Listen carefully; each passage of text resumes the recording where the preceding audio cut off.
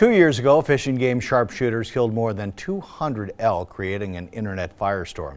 Managers say herds around the Magic Valley are too large, but as Natasha Williams reports in tonight's Idaho Backroads, they say this year they are successfully managing elk populations using non-lethal methods. Elk depredation isn't a new problem. We have more elk than we've ever had. But it's an expensive one. As elk herds grow and as potential damages escalate, that's a cost to producers and growers. In 2018, Fish and Game paid more than $1 million raised from extra fees on fishing and hunting licenses for crop damage.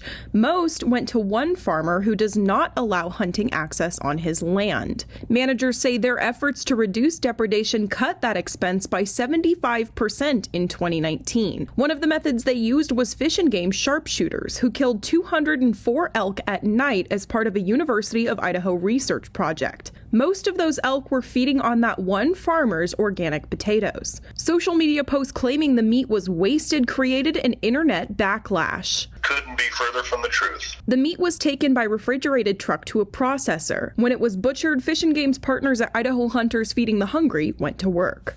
20,000 pounds of meat and then a quarter pound of protein for a meal produces 80,000 meals. They donated the meat to 9 food pantries across the Magic Valley region. A donation the food pantries say came just in time. They're working to meet an unprecedented need for food thanks to the COVID-19 pandemic. By having that donated and being a free resource to us, those dollars then can be spent in other areas that we don't have things donated, like beef or hamburger. So far this year, Fish and Game says they have not used sharpshooters in the Magic Valley region. Instead, they're focusing on other non-lethal methods like hazing that uses noisemakers and other methods to scare elk away from crops. The hazing idea is to change elk behavior.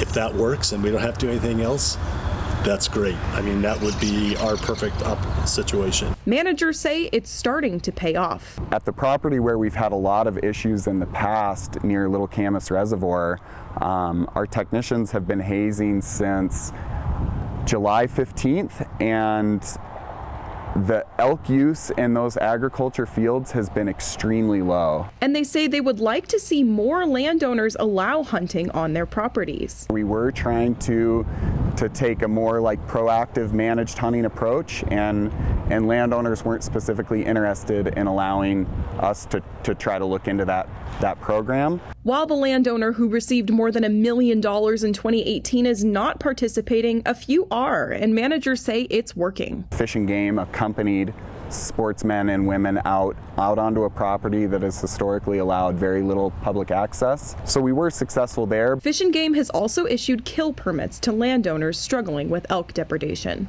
In Twin Falls, Natasha Williams, Idaho News 6.